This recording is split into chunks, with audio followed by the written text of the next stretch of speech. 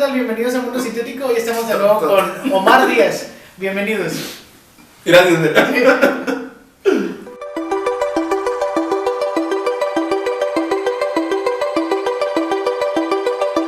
¿Cuándo empezaste, Omar? ¿Cuándo empezaste tú a leer a Batman? Bueno, yo me imagino que uno de niño y más nuestra generación, que somos la generación millennial, no empezaste leyendo a Batman, ¿no? Es más bien como algo así de que uno empieza a lo mejor en las caricaturas o algo. ¿Cómo empezaste tú a relacionarte con la figura del encapuchado? Ok, yo creo que como todos creo que recordamos una serie muy famosa de Warner, animada de Batman. Okay. Yo creo que todos, o la gran mayoría de los de nuestra generación, tuvimos como que ese primer acercamiento. Okay. Honestamente, yo te puedo decir que yo lo veía como un pre antes de ver Fenomenoide. ¿Sí? Oh, Fenomenoide. Sí, claro, literalmente. Sí. Entonces, haz de cuenta que ese fue como mi primer acercamiento. Sí. O sea, pero lo veía como un pre, no había despertado como tal mi interés. Realmente mi interés comenzó en la universidad. Okay. Te cuento porque había un amigo, un muy buen amigo, saludos al calmado. Es que si le decían el calmado. ¿Y si era calmado? Demasiado, al punto que ni siquiera era demasiado calmado hasta en las clases y en las tareas y en todo. Entonces él un día me dice, hazme paro con una tarea. Okay. Y yo pues le dije sí, lo que quieras. Total que él me dice, a cambio te voy a presentar en lo único en lo que yo te voy a superar. Así me lo dijo. Entonces yo me acuerdo que era un ensayo, y era un ensayo sobre el gen P53 y P38, porque estábamos en biología celular y estábamos viendo el proceso de cáncer. Entonces, pues ya, yo se lo hice. A los 2 días llega, no te miento, con una caja como de este vuelo, sí, así, más o menos enorme. Llega y la tira así en el salón y la abre y son puros cómics. O sea, estaba llenísimo de cómics. Sí. Que en su gran mayoría era de Superman, porque a él le encanta Superman, le amaba Superman. Sí. Entonces él llega y me dice, Okay. agarra el que quieras, pregúntame lo que quieras, te lo voy a contestar. saber. Okay. Honestamente, me gusta mucho que me reten. Muchas de las personas que vean o escuchen este podcast saben que es real. O sea, me encanta que me reten. Entonces dije, va. Y empecé. Okay. Si te digo que me respondió 50 de 50, sé que no me lo vas a creer, pero sí. O sea, agarraba de los más viejitos, agarraba de los más nuevos, y el vato todo lo tenía aquí. O sea, lo que no había aprendido en toda la carrera, yo digo que todo su cerebro estaba lleno de cómics y por eso no le entraba nada. No juzgues a un pez por su capacidad para caminar, ¿no? Exactamente, o sea, literal. O sea, yo quedé sorprendido, porque era de nuestros compañeros un poquito más carentes, o lleno de áreas de oportunidad. No era el mejor en biología. No, ni el mejor, ni un poquito más abajo. O sea, Okay. a ese punto lo estoy manejando. Okay. ¿Sí? Okay. Pero cuando hablaba de cómics, máximo respeto. pero, o sea, hablando de cómics, yo sigo creyendo que es una eminencia. O sea, porque te sabe orígenes, te sabe el pasado, te sabe los puntos clave, hacia dónde se van las historias de todo el universo de DC. Porque a él le encanta. O sea, entiende las crisis, entiende todo eso. Bueno, para explicar un poco las crisis de DC, a lo mejor mucha gente ya sabe, son estos eventos donde se cruzan todos los multiversos y el mundo de DC Comics, no vuelve a ser el mismo ni antes ni después de eso.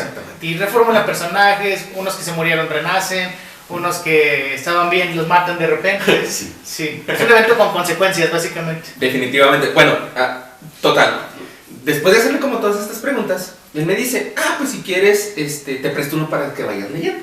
Sí. Yo le digo que sí, y recuerdo que los primeros cómics que me presta es todo el arco de la muerte de Superman.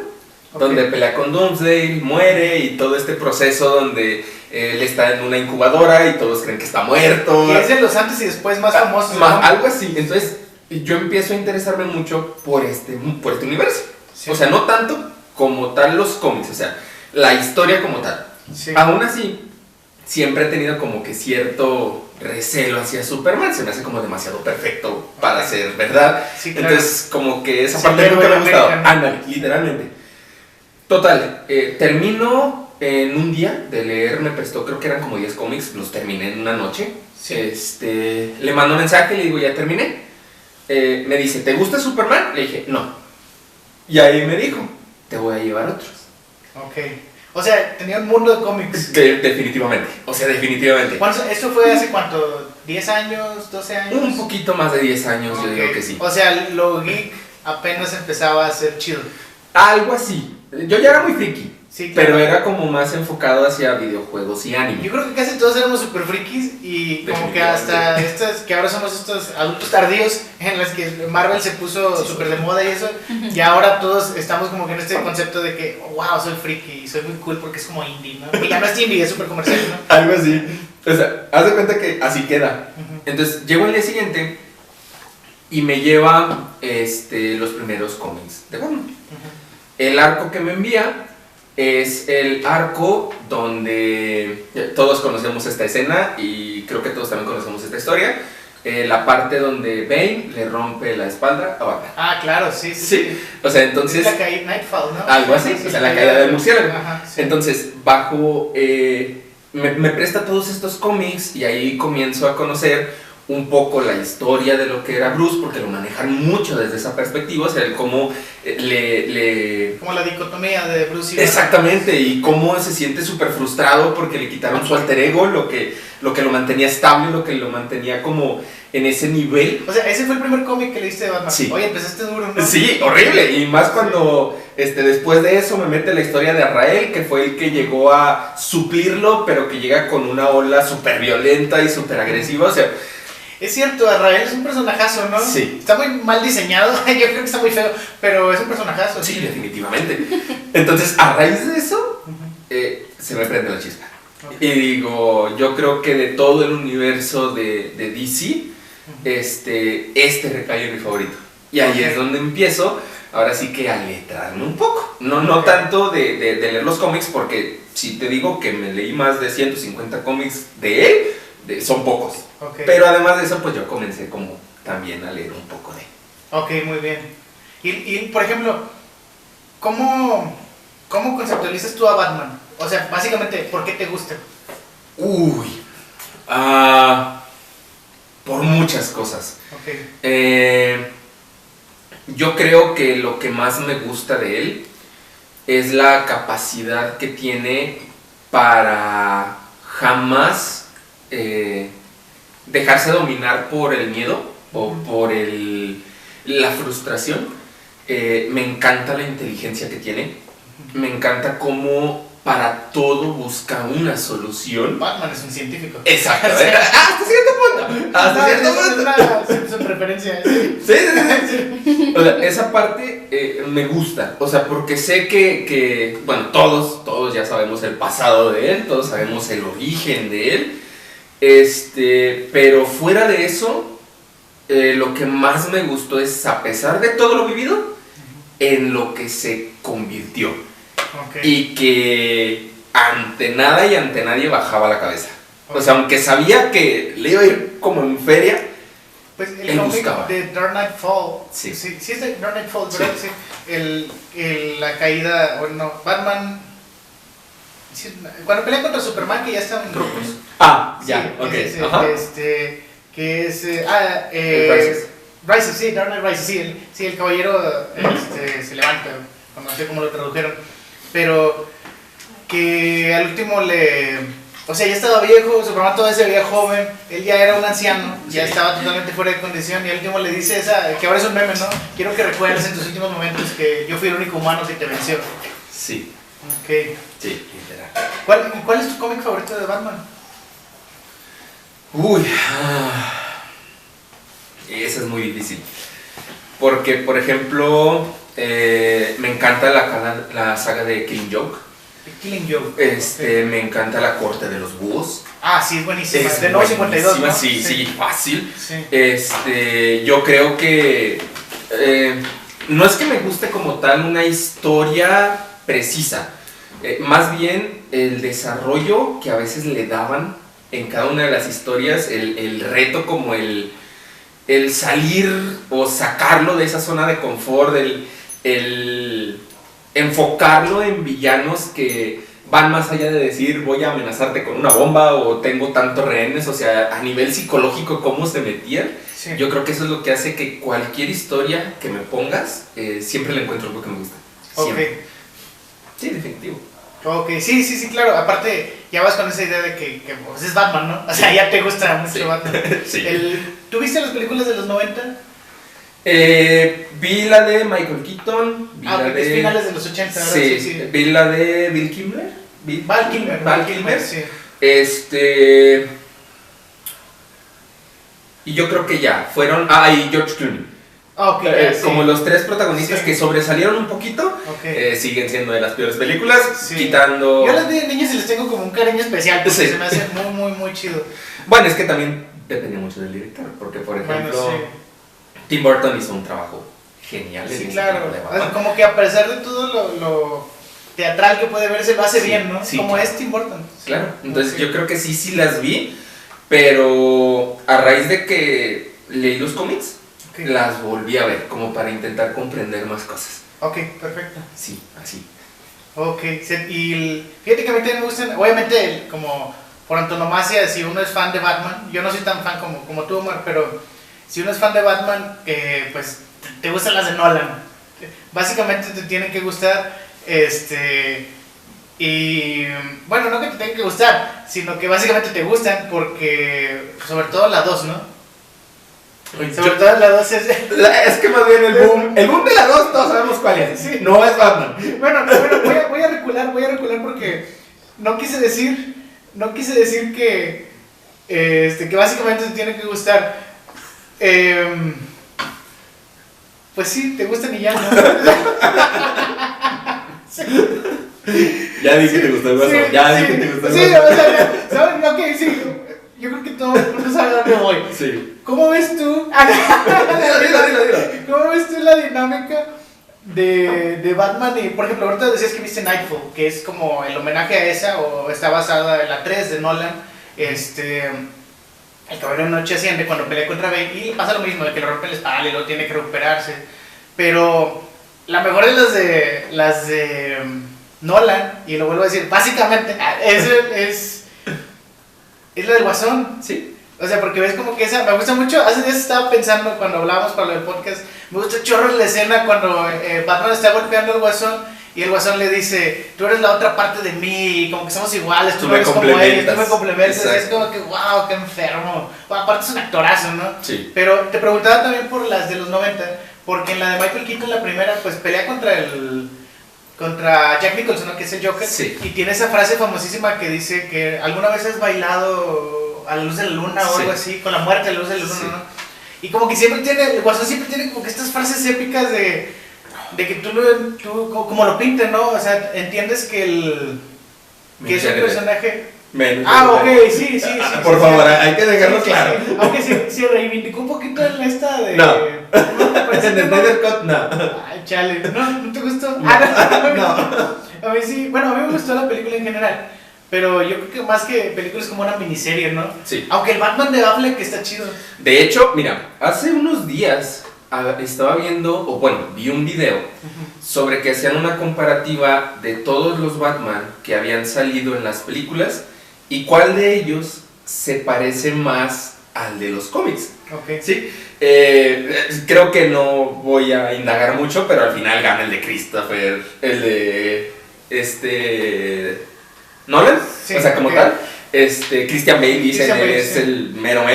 Sí. Pero, curiosamente, cuando tocan el tema de por personalidad, incluso por la parte de la armadura, la forma como se ve, Ben Affleck aparenta ser el que más se parece. Ándale, exactamente. Y aparte, Batman es un tipo súper alto, ¿no? En los cómics.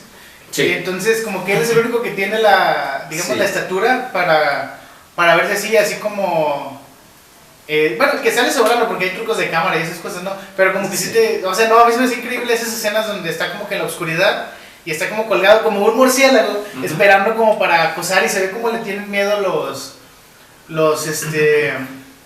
los delincuentes y demás, los asesinos y esto que lo están esperando. Pero a mí me parece, por ejemplo, con esta nueva que salió, como que ha ido mutando de la idea sí, un héroe oscuro. Se creó a finales de los años 30, ¿no? Un año después de eso. Según yo, existe como un dato bien curioso donde Batman siempre es uno menos que Superman. Por ejemplo, Superman mide tanto, Batman mide 1 centímetro menos. Sí. Tiene tantos años, Batman es un año menor. Sí. Entonces, como que crea esa dinámica, ¿no? Así como el Joker crea esta dinámica como como el orden y el caos, sí. También se crea esta dinámica con Superman de la luz y la oscuridad, pero una oscuridad positiva. Pero siempre eran como los dos héroes, con su código moral y eso. Y yo siento que en los últimos años, la figura de Batman, por ejemplo, con esta última película que salió, la de Matt Reeves, que sí. Sale Robert Pattinson, como que ha ido, como que ahora muta, no te lo dicen, como que es implícito, pero ahora te venden la idea de Batman, el antihéroe. Es que mira, yo creo que pocos conocen también cómo empezó la historia de Batman como tal.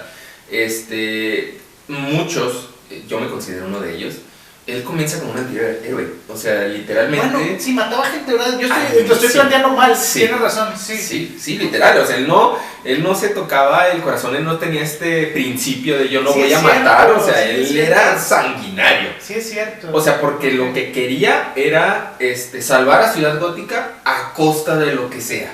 Okay. Entonces, no, definitivamente el Batman del inicio... Entonces está más allegado más bien esto a los tiempos del Batman, al origen como tal. Lo que pasa es que a nosotros nos tocó esa generación noventera donde soy el Batman con un código moral, y luego el código moral de Nolan también de sí. Tú matas pero yo no mato. ¿Qué pasa cuando un objeto indetenible choca con con una fuerza indetenible choca contra un objeto inamovible? Entonces, como que ese contenido filosófico es lo que les daba esa especie de contrapartida a los dos, ¿no? De hecho, incluso hay que destacarlo también. La primera persona a nivel cinematográfico que en verdad se dio cuenta cómo era Batman fue Tim Burton. Porque si sí. Ves el intro de la primera película, se ve cuando va caminando por el desfile y él va matando y no le importa. Sí, es cierto. O sea, no le importa. Y el de Affleck también mata, ¿no? Exactamente. Ok, sí. Y por ejemplo, ¿tú dirías que Batman es el arquetipo de qué? Te pongo un ejemplo. Superman es el arquetipo del héroe de luz. Superman es el arquetipo de lo correcto y de que siempre debes... Para mí, para dar también la introducción, es que Batman es como una especie de arquetipo de utilitarismo. Como que el fin justifica los medios. Okay. O sea, tú, como decías ahorita, su fin es rescatar a Ciudad Gótica, entonces va a usar cualquier medio que tenga disponible para hacerlo, ¿no? Como esos memes donde dicen, yo no te voy a matar por mi código, y salen todos los ladrones con los brazos rotos diciendo, mejor me hubieras matado. Ajá, literal. Yo lo puedo ver de dos maneras. Ok. Yo creo que algo que también hay que dejar en claro, lo que Batman representa dentro del universo de DC no es tanto el yo soy un héroe. Incluso lo mencionan en la película de Christopher Nolan, sí. Donde dice... Es que es referencia. Sí, claro. O sea, dice, Batman no es una persona. O sea, Batman sí, es una idea. Es un ideal. Okay. Sí, o sea, entonces eso es algo que a muchas personas como que no alcanzan como a magnificar. O sea, ellos piensan que Batman es el héroe y que cuando el héroe muera alguien tiene que ser Batman. Esa es la idea de lo que debe de ser. Por eso en los cómics muchos han portado el manto. Okay. O sea, muchos se han ganado la posibilidad de representar el ideal de Batman. Que la idea es, más bien, o sea, sí, que el manto puede ser cualquiera, pero sí. La idea es que no se necesite un Batman, ¿no? Por eso Harvey Dent, ¿no? También volviendo a Nolan, por eso Dos Caras, que terminó siendo un villano, sí. Pero era como el caballero blanco de la ciudad, ¿no? Porque él decía que ya no necesitamos a Batman, tú eres el que tiene que ser el relevo. Claro. Sí, y de hecho, o sea, incluso en ese mismo tenor, y recapitulando, volviendo a lo de tu pregunta, yo creo que Batman es el que se ensucia las manos para que los que están arriba se levanten la corbata. Ok, ya. O sea, yo lo veo así, es como yo me sumerjo en... ¿Alguna vez leíste Torre de Babel de no, DC Comics? No. Bueno, es un cómic de la Liga de la Justicia. Y todo empieza, y bueno, yo no la leí, yo vi la película, que es una película cortita y seguramente corta mucho entonces del cómic.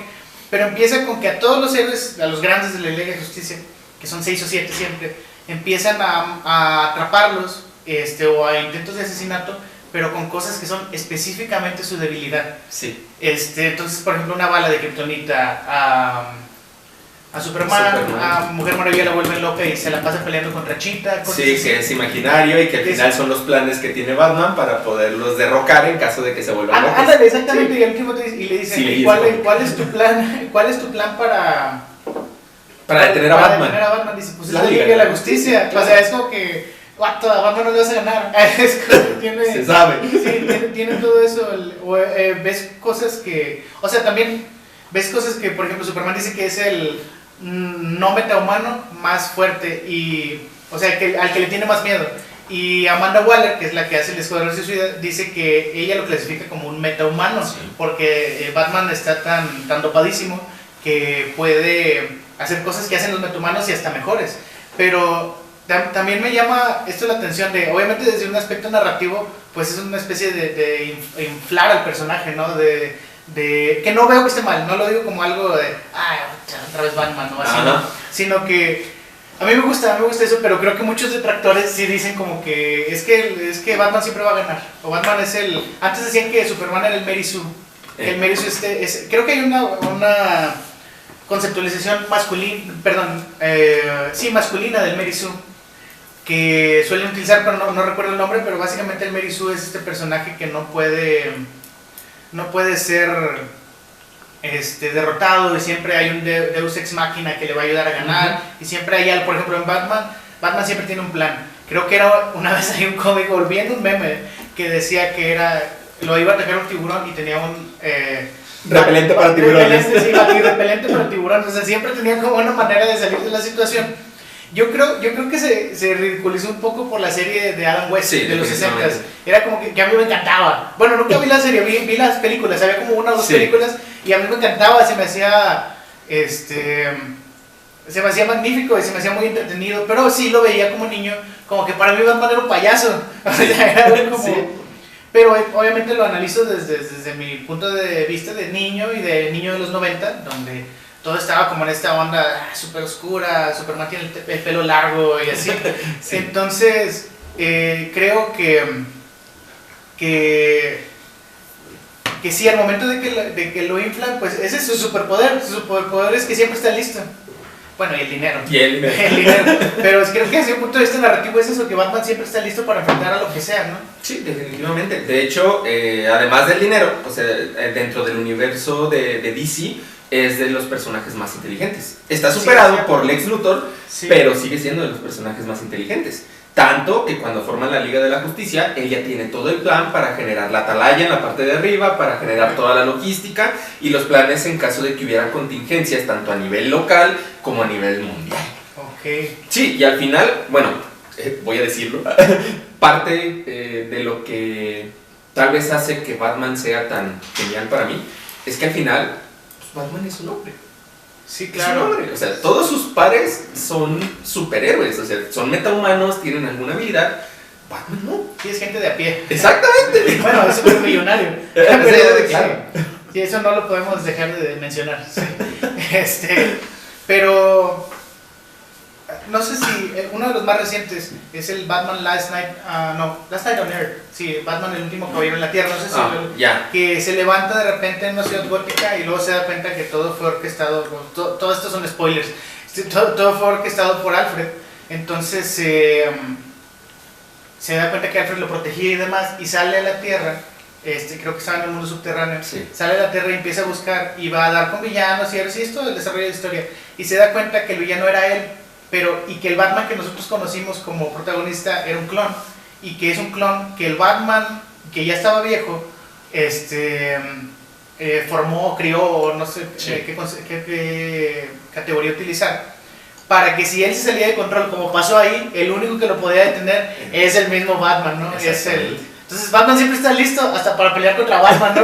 Entonces, sí, de hecho. Y se me hace interesante porque siento que es un poco autoconclusiva con eso de Torre de Babel, porque el plan de Batman realmente para detener a Batman era Batman. Entonces, sí, me parece interesante. ¿Y qué te parece, por ejemplo, Batman va y sale todas las noches a combatir. Batman es la venganza encarnada.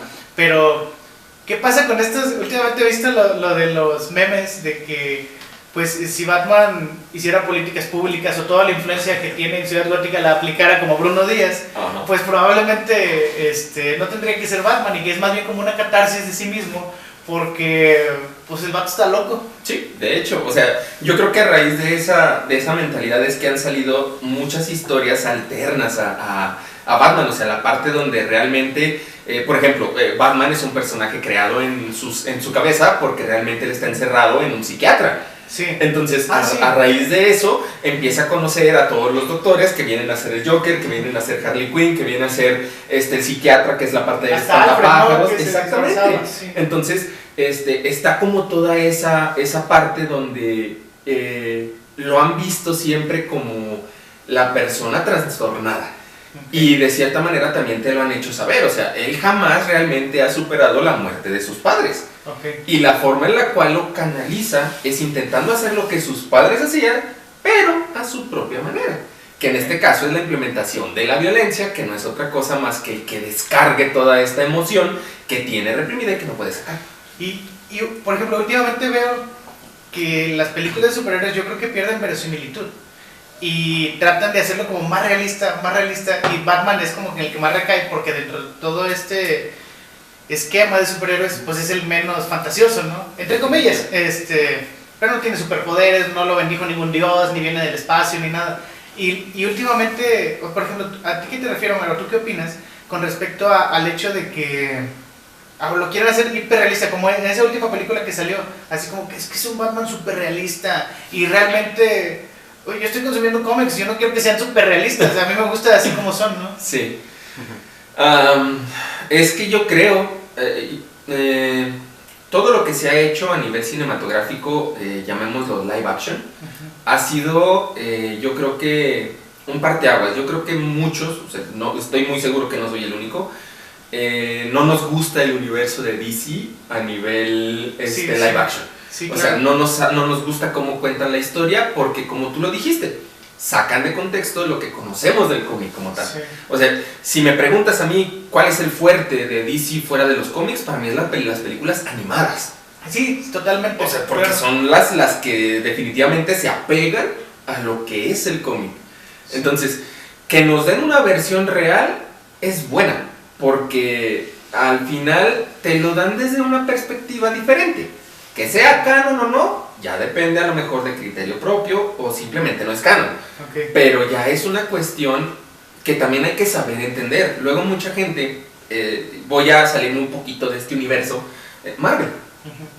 O sea, Marvel yo creo que es una de las series de cómics que son muy buenas, pero también son de las más sanguinarias, son de las más oscuras, son de las más violentas que existen. Y por ejemplo, como Marvel fue comprada por Disney, eso jamás te lo van a mencionar. Sí. Y sin embargo las películas, ¡boom! O Jesucristo es un personaje, no sé si es un mutante, pero es un personaje. Es un personaje. Perdón, discúlpame. Santa Claus sí es un mutante. Sí, literal. Y pues eso no lo van a pasar porque es... Exacto. Sí. Pues entonces al final yo creo que nada más hay que entender de dónde vienen las... Pues es de darse cuenta que así como va a haber muchas cosas que no empatan, pues va a haber otras que sí. Sí, claro, sí, es otra opción, ¿no? Es otra... Sí, claro. No sé dónde vi, pero bueno, en muchos lados lo han dicho. De hecho, lo dijo Paco Taibo ahora que hicieron esta... Él es autor de muchas cosas, pero es autor de novelas policíacas, que hay uno que es Héctor Velasco Arán, y sale la serie de Velasco Arán, y le dicen, ¿cómo lo vas a recibir ahora tú como autor que lo están llevando a la versión cinematográfica? Y dice Paco Taibo, no, pues es que mis libros siguen existiendo, y mis libros son mis libros, y esta es otra versión de alguien más, y tiene su derecho a hacerla, y pues yo soy parte de eso, ¿no? Es como, pues él autorizó a que usaran su material. Igual leí hace rato un libro de historia, y él dice, este testimonio del que estoy escribiendo, ya alguien hizo más evidencia, o creó más evidencia en versión cinematográfica, en testimonio cinematográfico, y dices, oye, realmente los que nos ponemos bien anales somos los fans, Sí. y los creadores, los historiadores, bueno, perdón, los escritores de cómic en este caso, es gente que dice, mira, es otra, yo creo que es hasta halagador, ¿no? Que hagan esa versión y Sí, que estén así. Y ok, me parece que muchas veces se subestima el poder que tienen los cómics y que tiene en general como, pues son parte de la cultura pop. Sí. Y sí, son muchos arquetipos americanos, son muchos arquetipos idealizados, muchos arquetipos de, pues fuera de la realidad. Pero al final yo creo que ese punto de escape donde creamos la fantasía y esas historias inmersivas son bastante gratificantes para uno, primero como niño, y luego cuando eres adulto es como que se vuelven gratos recuerdos de tu infancia, se vuelven cosas que tú te sentías o te sientes en esas aventuras con Batman o con Superman, te sientes en esa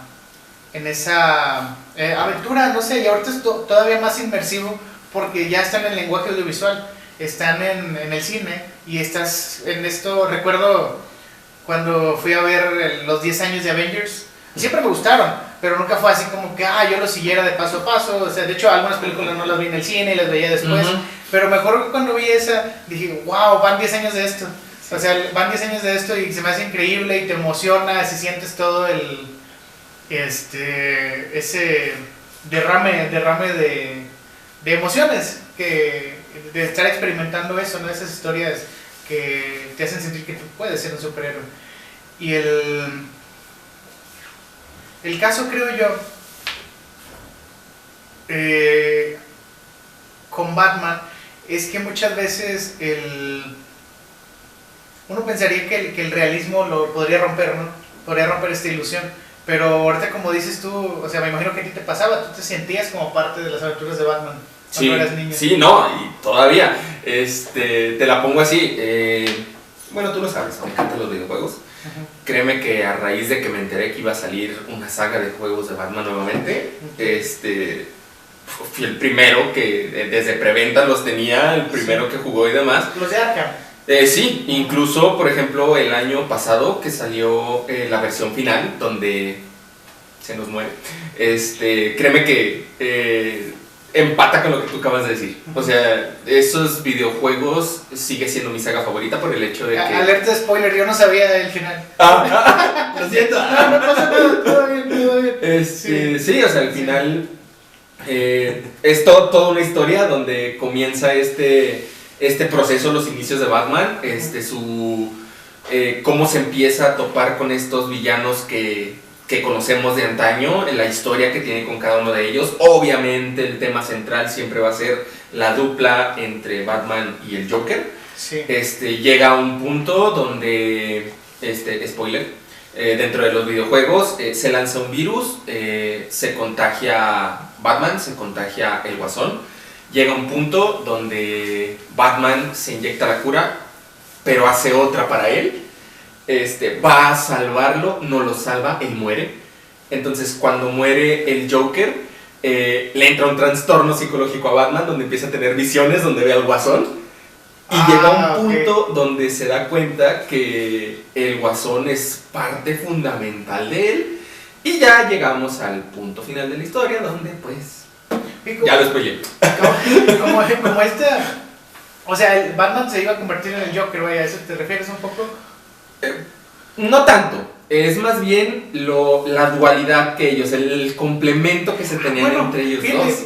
Me recuerda a dos historias. Una es en esta, donde sale el Dr. Manhattan, Doomsday Clock, sí, que te explican una cosa de que la presencia, que es Jehová o el dios cristiano que ponen en DC Comics, al final es una creación anglosajona. Y dice que él dividió la maldad y la bondad. La maldad total está en el Joker y es como el caos, y el orden y la estabilidad, y la bondad está en Superman. Sí. Entonces, los únicos seres humanos que son capaces de mantenerlos a raya es Lex Luthor, el Superman, y Batman, al Joker. Y eso se me dice así como que, wow. Sí, es bien genial. A mí no me gustó ese cómic, pero esa parte estuvo es épica, súper rescatable, es sí, épica. se me hizo increíble. No, y es que hay nuevas historias que te emocionan. O sea, por ejemplo, la idea de que existen 3 Joker, Ándale, sí, los tres Jokers. O sea, ¿Qué tal está ese cómic? Uy, está interesante, pero tienes que tener la mente muy, muy abierta, porque si hay unas que, o sea, es totalmente heavy. Pero sí, claro, o sea, hasta el punto donde te das cuenta que el Joker era Alfred, o en otro lado que son tres personalidades diferentes, es uno muy analítico, luego está el despiadado, luego está el loco, y luego, por ejemplo, otros universos donde resulta que el Joker era la mamá,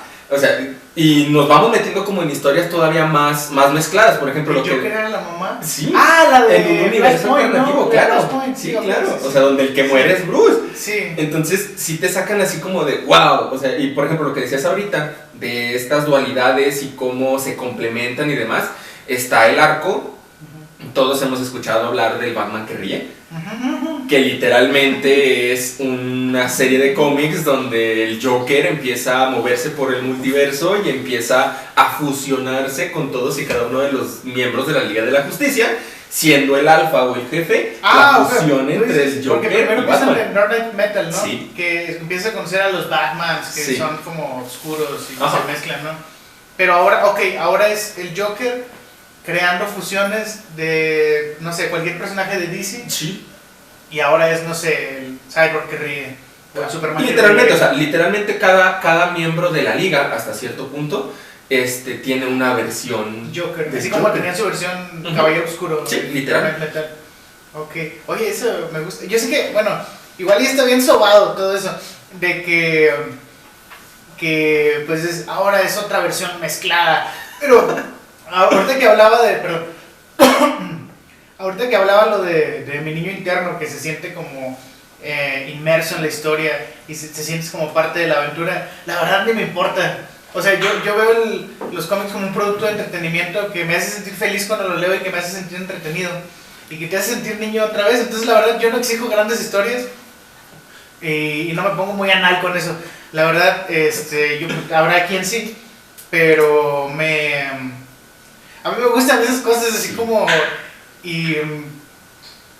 me parece que le dan diversidad a un mundo que de por sí ya es diverso. Sí, definitivamente. Definitivamente, ya ves que resulta y resalta que uno de los Robins pertenece a la comunidad. También. Sí, el claro. hijo de Superman, ¿no? El hijo de Superman también. O sea, como que sí se han metido mucho en este rollo. Y yo creo que está bien, tú lo dijiste. Al final, los cómics son una ventana de posibilidades. Y yo creo que esto DC lo ha entendido. Y por eso yo creo que empezaste tú la charla diciendo, es un universo que tiene una línea, una continuidad, pero luego lo vuelven a empezar, pero luego lo vuelven a empezar, pero luego lo vuelven a empezar. Y yo creo que eso es lo genial. O sea, que incluso muchas de las personas que pudieran seguir mucho este tipo de cómics, o sea, realmente no les importa. Sí. Porque saben todo lo que representa, saben todo lo que pueden recibir, y de cierta manera yo creo que es algo que por mucho que lo quieran reactivar o volver a empezar, la esencia es la misma. Sí, claro. Y yo creo que eso es lo que hace que al menos muchos del mundo del cómic siga como que actualizado, siga viable. Y pues sí, ándale, exacto. A pesar de que yo creo que durante los años han pasado por muchas crisis, y no crisis en tierras infinitas, sino crisis de la vida real, donde son personajes ya tan utilizados que a veces no hay como recursos de dónde sacar. Sí. Y entonces, como existe este convenio, porque yo creo que a los fans también nos gusta seguir escuchando historias de ellos, entonces a veces los van a tener que reinventar. Yo creo que es algo a lo que uno tiene. O sea, imagínate, y alguna vez vi también que Batman nalgueaba morras en los años 50 o los años 40. O sea, ahorita no lo puedes hacer. O sea, No. eso no está. No puedes dejar un personaje de esa manera. Tienes que adaptar a tu contexto, a las tendencias, porque a final de cuentas, y a veces se nos olvida con esto de que uno se apasiona y que es inmersivo en la historia, que son productos y al final de cuentas se sostienen de ventas, se sostienen esto, y ahorita es toda una industria que está en el mainstream, ahorita es una industria total que, les decía hace rato que uno crece como adulto tardío y a lo mejor te gustaban esas cosas antes de que fueran cool, pero ahorita es como con lo cool, son franquicias, super ultramillonarias que tienen videojuegos, tienen hasta novelas, y no digo novelas gráficas, novelas así escritas, y hay como que Pues sí, o sea, al final de cuentas estamos en una especie de era posmoderna donde todas las tendencias se están reinventando y estamos volviendo a lo mismo que algún tiempo nos hizo felices. Definitivamente.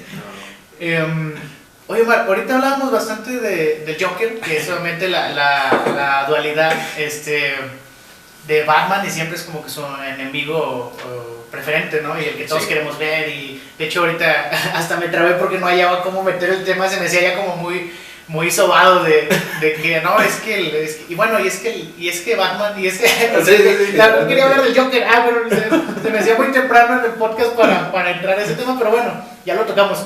Y o sea, pero Batman tiene todo un repertorio de villanos. Batman tiene, pues el que más yo recuerdo es el Pingüino, el Acertijo, el Señor Frío, Hiedra Venenosa, ¿quién más? Harley Quinn, el Espantapájaros, que en la de Nolan como que lo reivindicaron acá macizo, ¿no? Porque es este señor de Peaky Blinders, que es un actorazo.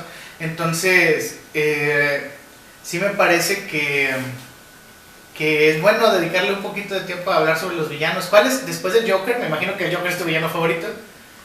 No. No, bueno, muy bien. Bueno, grata sorpresa, sí. ¿Cuál es tu villano favorito? El Espantapájaros. Bueno, sí lo has mencionado. Sí. Debería haber leído ese subtexto. Muy bien. Lo dije entre líneas. Exactamente. ¿Por qué te gusta el Espantapájaros? Porque utiliza la misma arma que utiliza Batman. Okay. Batman maneja mucho de su control en Ciudad Gótica basándose en el miedo.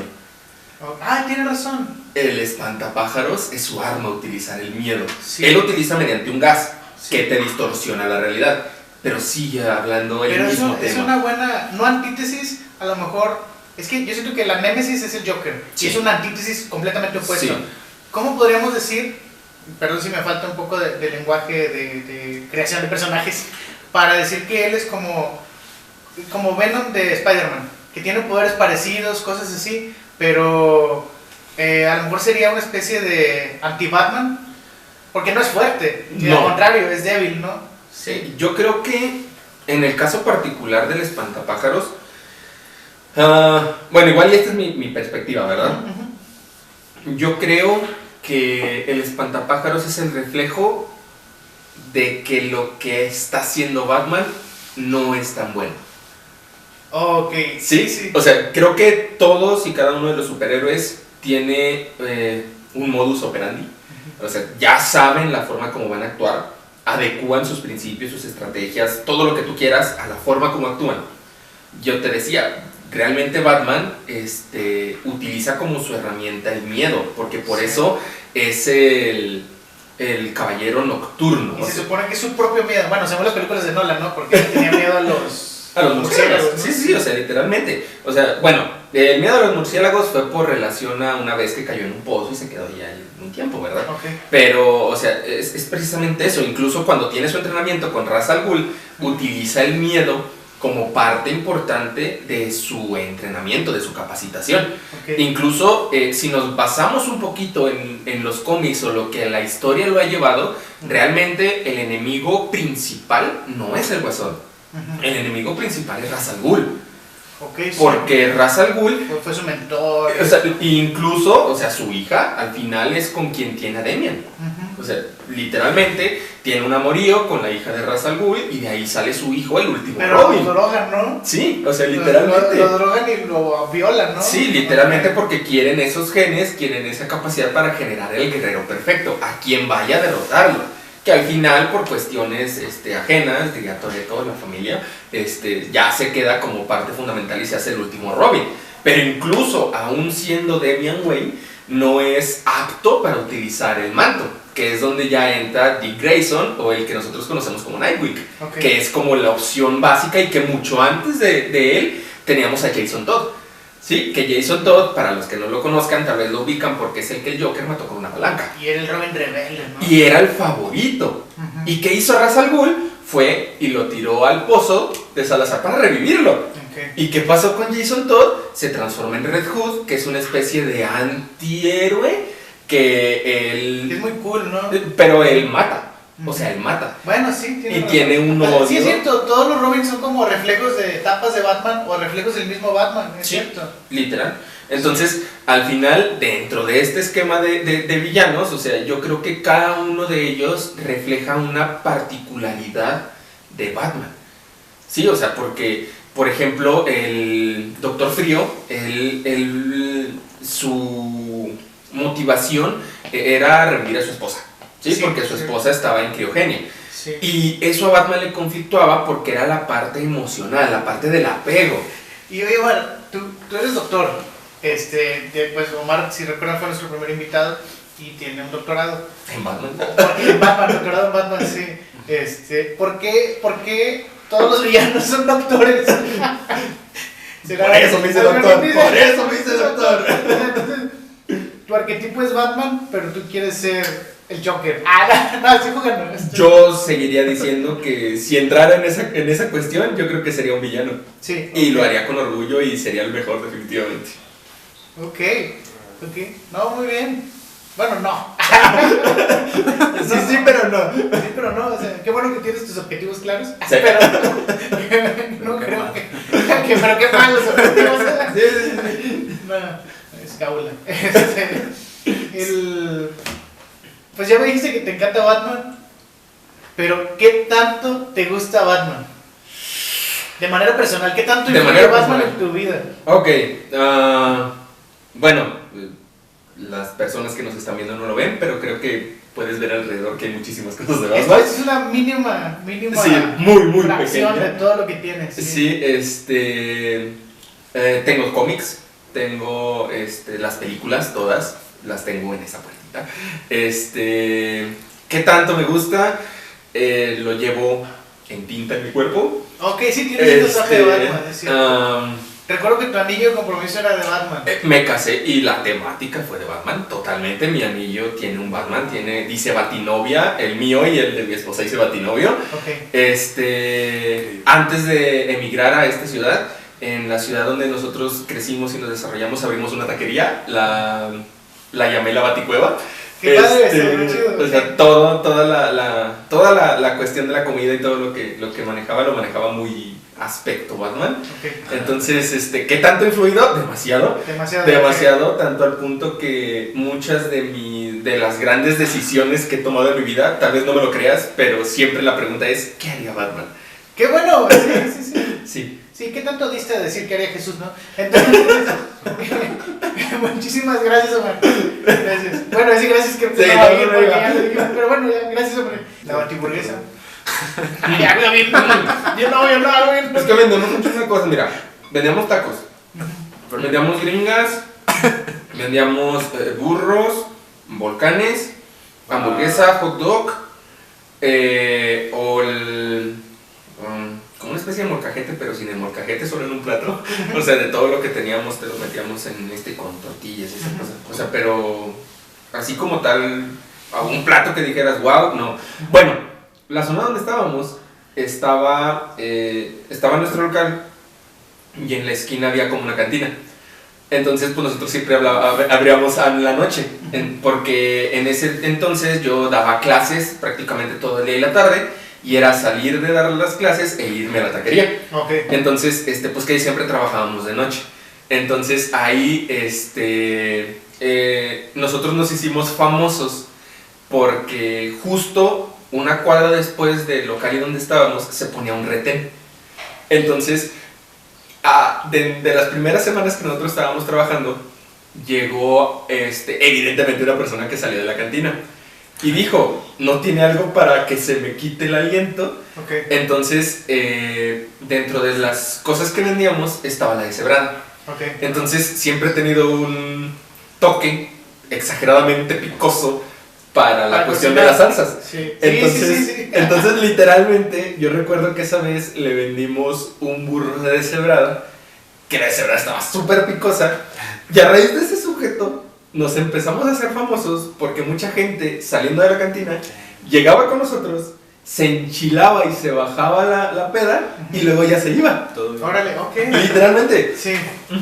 Y no tenía un nombre, un batinombre, esa... No, solo eran burros de deshebrada.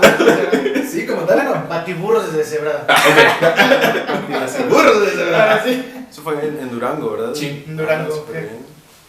bien. Estuvo muy bien. Está chida esa historia. Sí, Está está interesante. muy genial. Bati deshebrada. Bati Batibajón. Batibajón, ah, no le digo batibajón. Batibajón. Sí. De hecho, si no hubiera quedado en Parras, definitivamente hubiera vuelto a abrir la taquería aquí.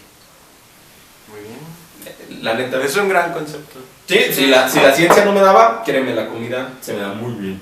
Y no, me gusta haber platicado esto contigo. Creo que eres un invitado y un amigo con el que podemos tener temas muy complejos como el pasado de la homeopatía y podemos hablar de esto también. Sí. Me encanta, te quiero seguir invitando, quiero que sigas viniendo. Muchas gracias por todo. Gracias por haber estado con nosotros. El que quieras, y los que quieres. Ok, perfecto, Omar. Muchísimas gracias. Pues bueno, muchas gracias, nos vemos.